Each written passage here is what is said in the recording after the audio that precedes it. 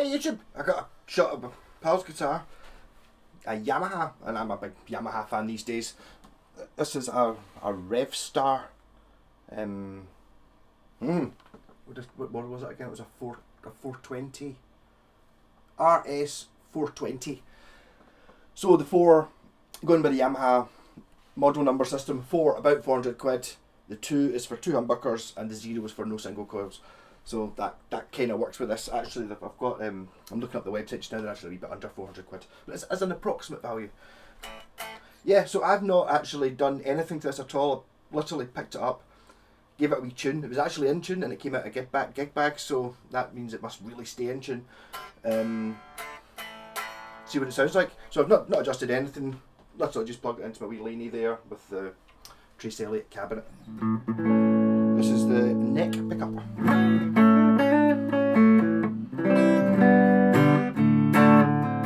Maybe I allow myself a little bit of reverb.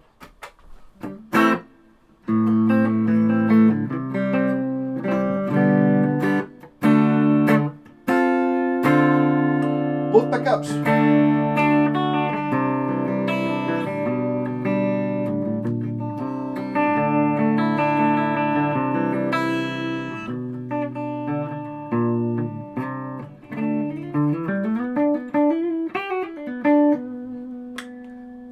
Bridge pickup.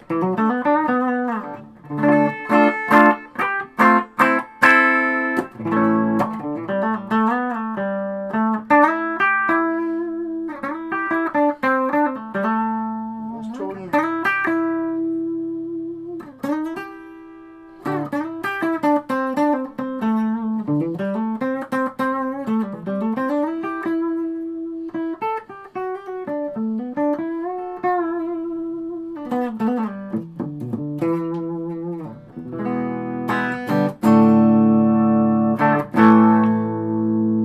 Now, the reason I'm messing about with the tone control is I've been messing about with varitone switches, or doing like a varitone in a pedal type switch, and so I've been looking at capacitors, and I noticed that this one has a 0.22 cap on it, whereas normally it's a 0.47. So I'm just wondering whether I prefer a 0.22 cap. Seems to really kick in. There's a wee sweet spot right there.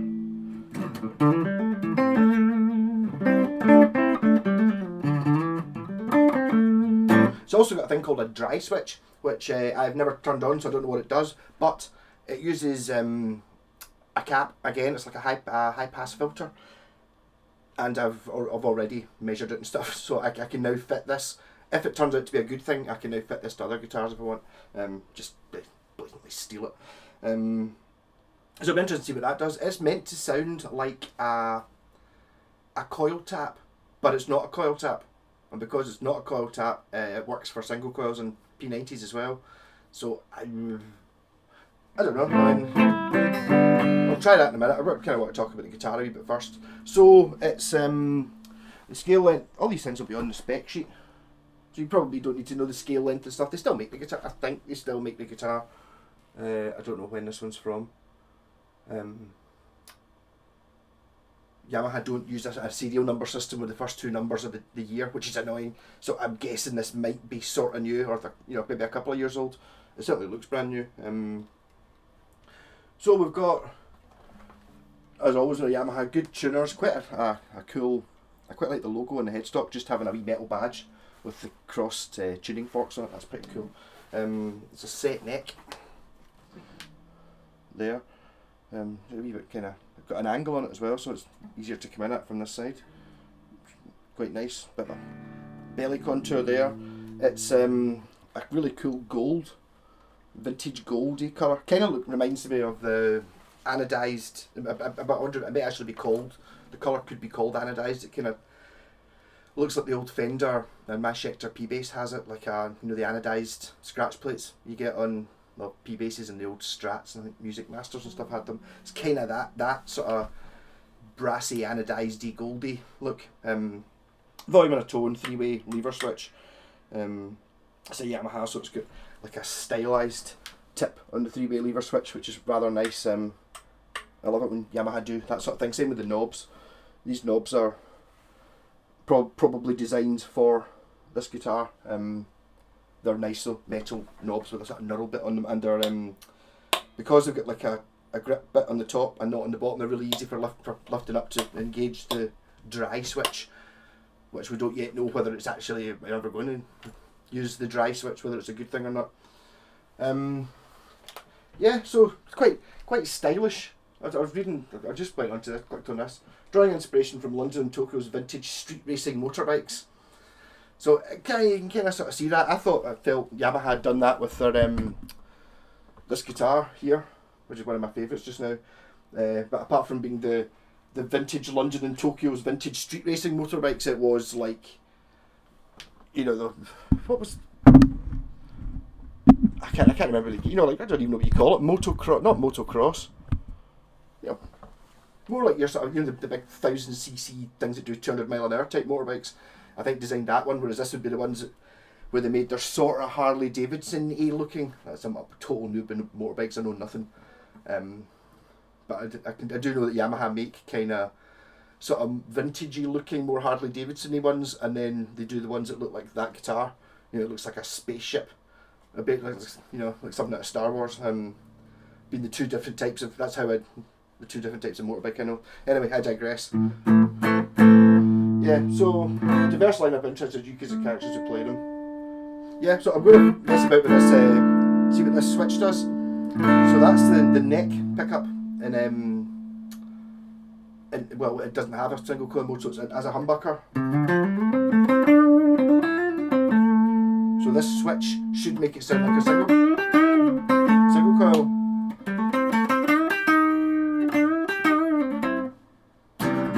Turn off the reverb.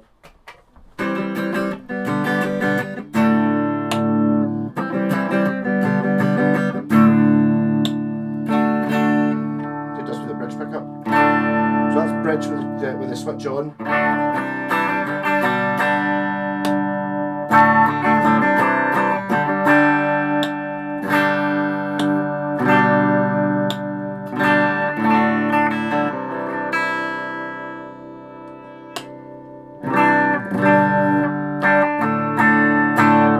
Reading up about the switch, so it does seem to be something more to do with distortion that it's meant to work with. So I will start sticking, I don't know, I'll just put on low, so a medium distortion with a Washburn stack in a box. So now this is in bridge in wet mode, I suppose.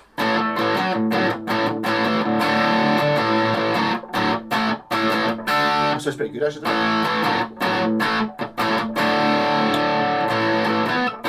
Well,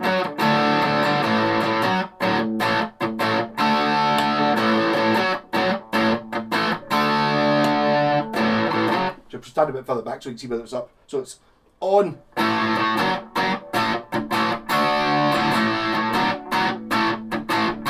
Off.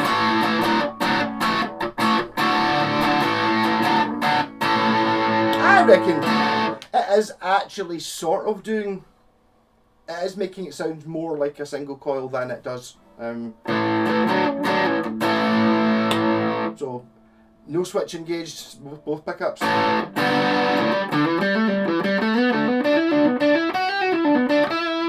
Then this is it on. Yeah, okay, it does.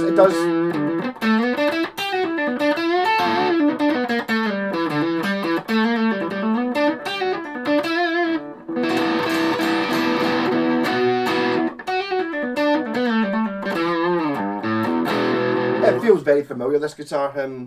It's, I suppose it's the same make and probably the same factory and such things as my AEX. So it's kind of sort of not a million miles away from it playing wise. I think the main difference there is what they've done is they've made that guitar much cooler, because that's a bit of a jazz boxy looking type thing. You know, you can imagine the person who plays that guitar wears like a black polo neck. You know, like an artist, not an artist, an architect. If you imagine like a Swiss, what I'd imagine a Swiss architect would be, you know, black polo neck, short hair, and like maybe octagonal glasses. That's who I see playing that. Whereas I think this is more cool. I do kind of sort of see this being quite cool with the sort of the jumper wearing, beard stroking people, perhaps. And I think quite a lot. I think they've marketed it really well. I think what they've marketed this at people who I only play my vintage Les Paul, £5,000, and all of the pre-CBS Strats, and it's like, so I bought a wee cheap one just to mess around with, you know, to play camping and stuff, and it's like, that's when they go, oh, I'll just blow myself to buy, you know, look, it's only 400 quid, that's nothing for a guitar. And they're always amazingly surprised how good they are, because they are amazing guitars. So I think there's an element of that, which will, whereas I think this is the sort of guitar that's quite cool to have, even if all your other guitars are really, really expensive. This is still going to have a place. I see it as a sort of, well, what was in there about, you know, the Tokyo's vintage street racing motorbikes. I do kind of see a sort of, to me, a little bit more of a sort of 50s diner type hot rod A looking thing. Kind of looks a wee bit Reverend, not looking a bit that going in this way, and perhaps Gretsch going in this direction as well. Anyway, so I'll just make some play with it. So I think about that. We're back on to talking about this switch again. That's quite an interesting thing. I quite like it. It's not as good as coil splits, or probably a phase to get a sort of single coily type sound, but you can just stick that in any guitar, so you don't need to be able to. I did a Les Paul actually yesterday. The guy asked me if it was easy to stick switches in it, and because it's got the pickups have got soldered on earth covers, and only 2 wires, it means you have to take the cover off. It's a pure hassle to do it. Whereas a switch like this just pops straight in, and it's quite easy to copy. I assume, well, I've not actually tried making one to see if it works for me yet, but whatever it does, and it does give it. It's a sort of, I can see it being a useful sound, basically. It's quite subtle. It worked well there with the distortion, so I wasn't really noticing much with the clean.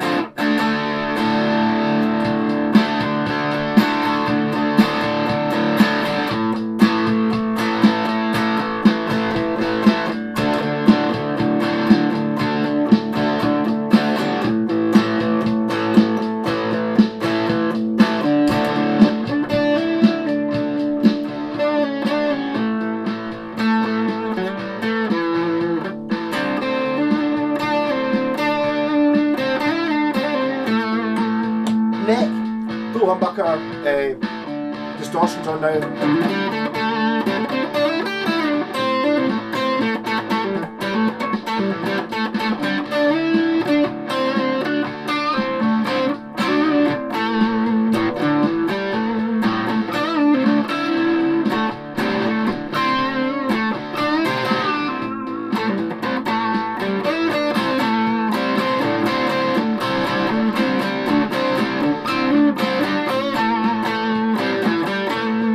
Switch.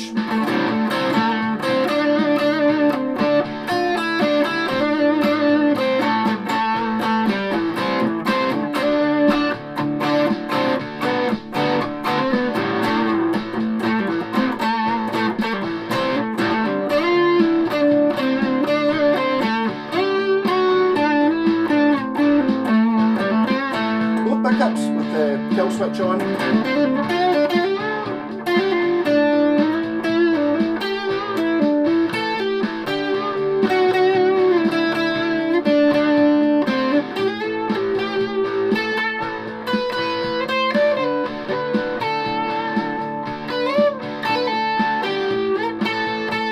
Switch off.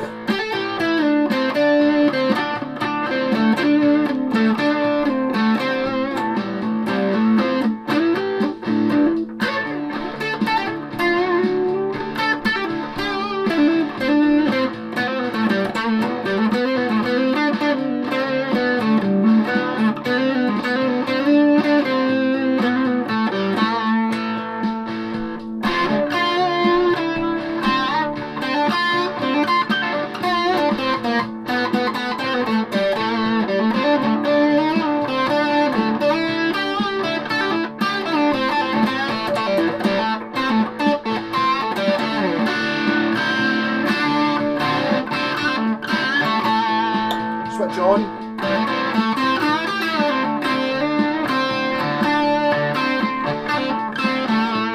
Back pedal.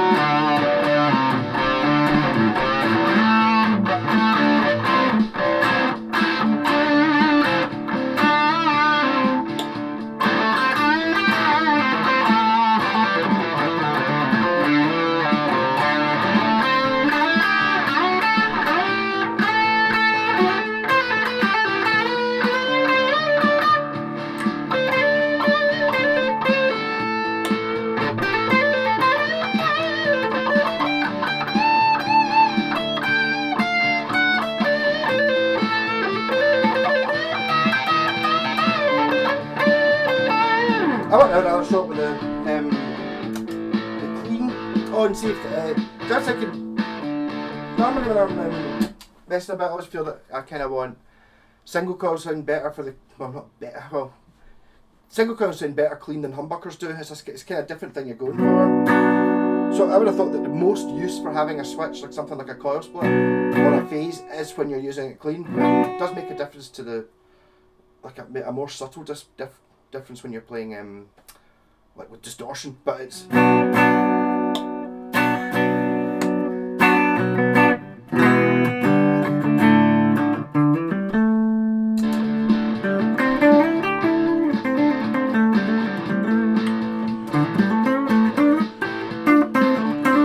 like in the mix like okay maybe it is.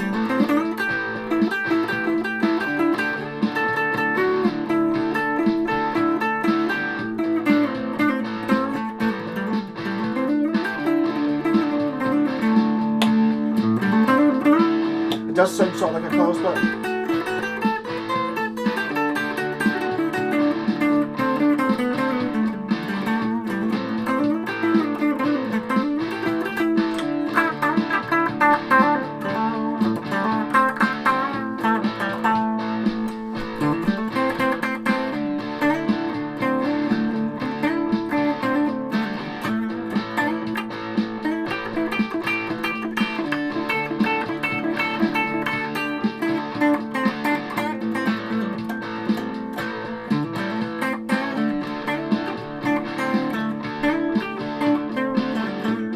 Yeah, so this is awesome.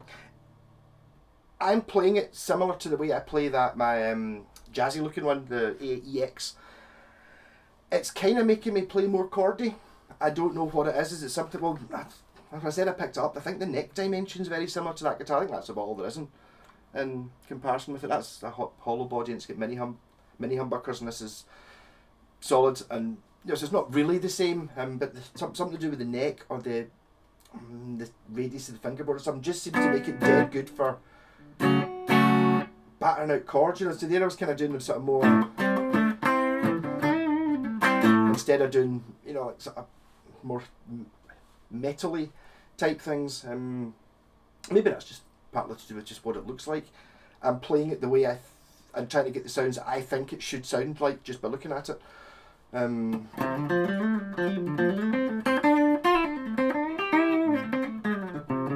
But I mean, Yamaha you just can't go wrong. Yamaha just don't make shit stuff. I'm going to have to do a Yamaha video at some point. I think I've got maybe 4 or 5 Yamahas from all over the place. And unlike other brands, it's not just a specific era. In my case, normally sort of early 80s, because that's when things are pure amazing and cheap. Whereas if you go into the 70s, they had some pure amazing stuff, but they're expensive, and a lot of cheap stuff. Then when you come into the 90s, it's kind of the same as well.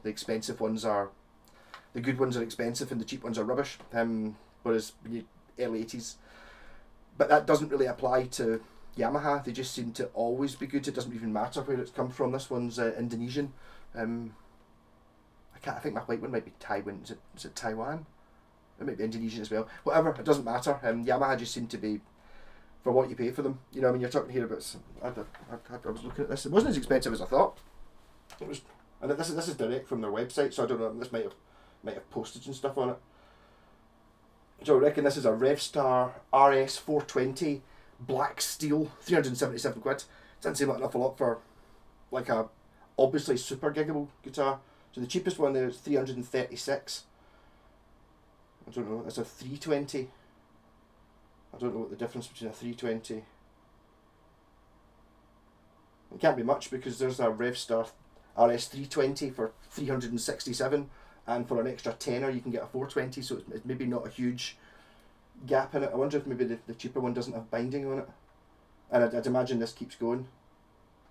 Oh no. That must be a...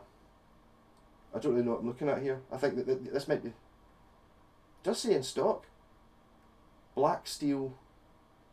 There's the exact same guitar for 433.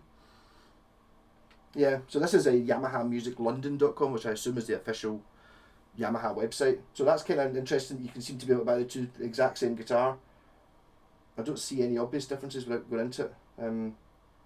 For either £377 or 433, that's quite a big difference. Yeah, they'll be on different colours. This is 420. Oh, there's a 502. Oh, it's got P90s in it. That's why when I was reading up on the blurb about the dry switch, it mentioned, oh, it works for P90s as well. Because there's a P90 version. It's a bit more expensive, 545. I'd imagine they've probably got like a 1000 or a something like that. They normally do. They go up to 620s at 700 quid. There's a 7 series, 900 quid. 720. These are quite expensive. These don't seem to be going perfectly into my, you know, if the number starts with a 7, it's about 700 quid. It kind of worked with this one. But so there you get a RS420. See, that's quite interesting, because there's a 702 and there's a 720. So the 702 is 7 series, which I think should have been about 700 quid. In this case, it's 970 quid. So it's maybe a bit more than that for this particular one. The 702 would be 2 single coils. It would be 0 humbuckers and 2 single coils, and the 720 is 2 humbuckers and 0 single coils. I just want to see what the most expensive one is. There you go. An RSP 20, 1500 quid. So Yamaha have always done, with all the guitars they've done, you get Pacificas and the RGX and the SE range and all the other stuff, and they've always done pro level expensive, I'd imagine probably Japanese guitars, and they've also done a sort of pro level £500 one, and then they've done not a cheap one, but this is like, you know, this is competing against, I guess, you're still talking about Epiphones, really, aren't you? Epiphone Les Pauls or something like that. It's like, dare you to be a little bit different, which I can totally see the point, because if you've got your, one of those folk that's got the main guitars, you know, you've got your Strat, your Telly, your Les Paul, your 335. I'm talking, you know, the main guitars, just as in the way Anderton's videos are. They're always talking about, you know, I can understand that there's the done thing where you have one of each of these models, and then so like an Epiphone Les Paul, you're not really going to buy that because you've got a Gibson one, so why would you want an Epiphone one? Whereas this one you can buy and enjoy because it's different from all the other ones. And I'm sure that even just for an inspiration type thing, you will play it slightly different. That's what I was saying there when I started playing it. I mean, I just immediately went into playing something that wasn't really what I would normally play if it had been a spiky one. I mean, the one that looks like a spaceship, I kind of play it like it's a spaceship. You know, it's sort of floaty, clean noises with the lights on. You know, it's like, so I mean, a lot of it's to do with just what you think it looks like before you even start. But thoroughly recommended. If you're going to buy a new guitar, I would definitely. Awesome, flawless. Really, like all Yamahas are. And it's one. I think with a Yamaha, you're not really ever going to need to replace any of the parts. You know, you do get people that put Seymour Duncans in them to their other favourite pickups, but that's just because that's their favourite pickup, not because the ones that are in it are pants. The ones that are in it are awesome. Sounds really, really raw, even with a bit of good fuzz on.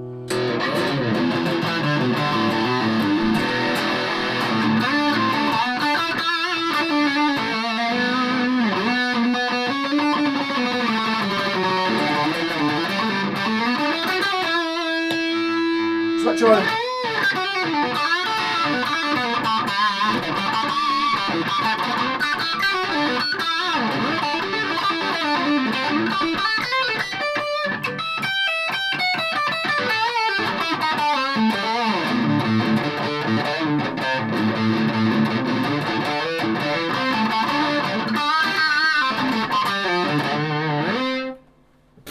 Yeah, it's an awesome guitar. I can't really fault it. I think there's a certain amount of when you start going up the range.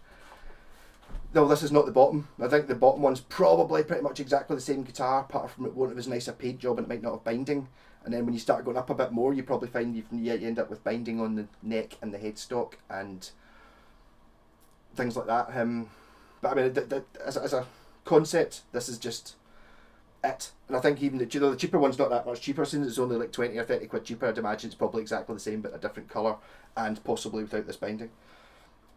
Again, the owner reckons it looks a wee bit like a Yamaha SG, and it's sort of, if you cover up that bit, it's like pretty much aye. So it's kind of like, even though it's not, or maybe is it as thick? Oh, it's a flat top.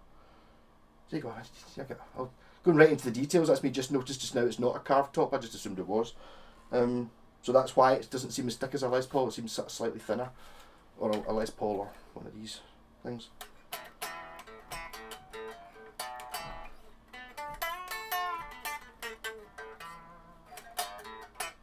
Yeah, so cheers for the shot of this. I will check it. You'll be able to, I think did he use it for? He was doing he borrowed my rat pedal.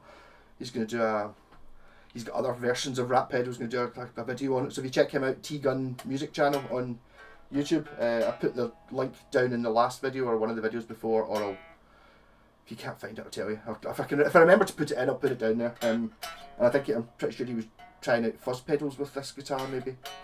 So maybe to get to hear what other people play with it. I don't think he had his was like went the sort of rockabilly, surf rock, Americana, hot rod feeling, which I was as soon as I started playing it. That's kind of where I went. I don't know what that is. ZZ Top. Maybe I was thinking it, trying to play it, thinking it was going to be like a ZZ Top guitar or something. Don't know. Talk to nothing nonsense. Rock on!